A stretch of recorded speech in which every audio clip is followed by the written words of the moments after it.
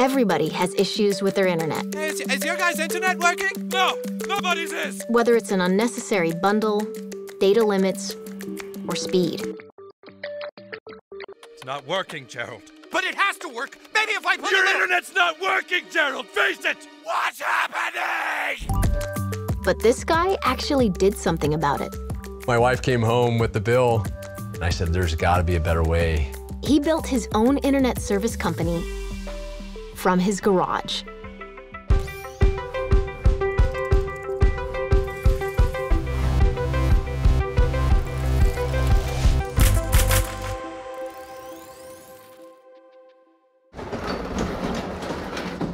This is where all the magic happens.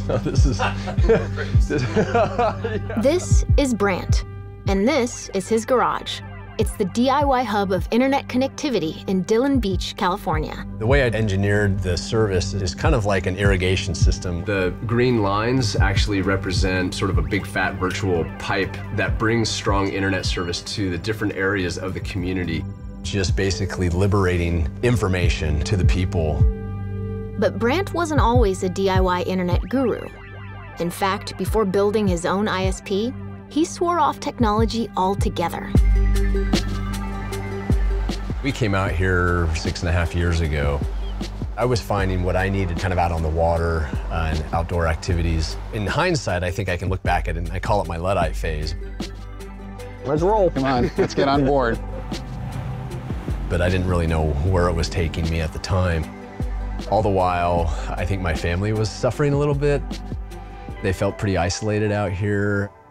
He loved that it was away from everything, which was exactly what was the most challenging for me and Emma. I think it was a good couple months that we had no internet, and I felt a little resentful. We're kind of stuck out here in this isolated place.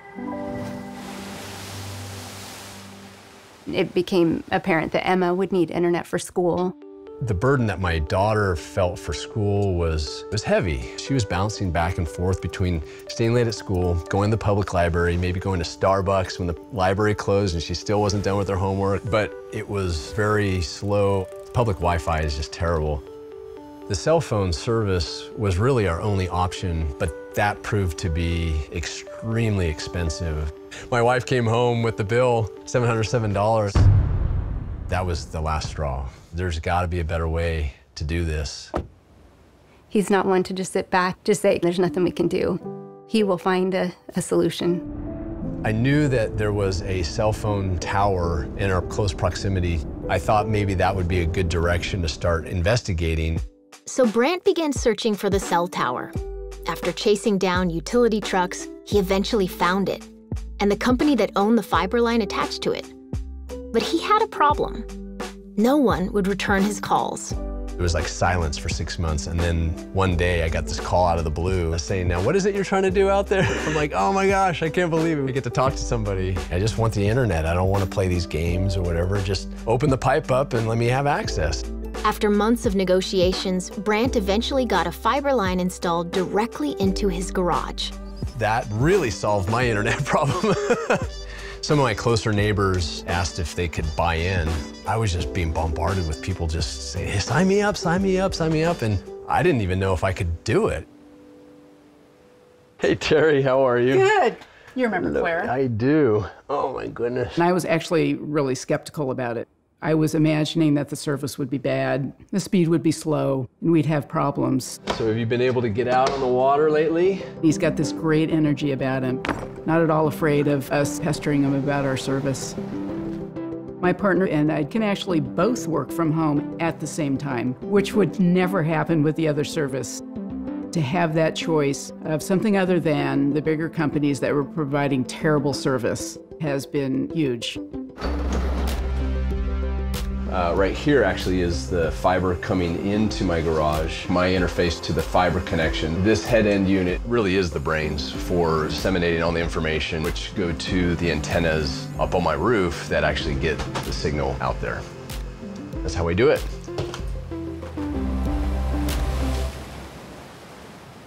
I feel like there are no limitations now. Now that we have internet and it's fast and it's good, Emma was ecstatic. She just finished her freshman year at Berkeley. I think she saw it as him doing this for her. It made her happy. So the spirit of DIY in my mind is anybody who wants to just take the bull by the horns and get it done themselves. There's no restrictions. I mean, you just go. And especially out here, it's like the Wild West. It's kind of nice. So what's next for you? What's next for me? I think I want to learn a little bit about editing DNA.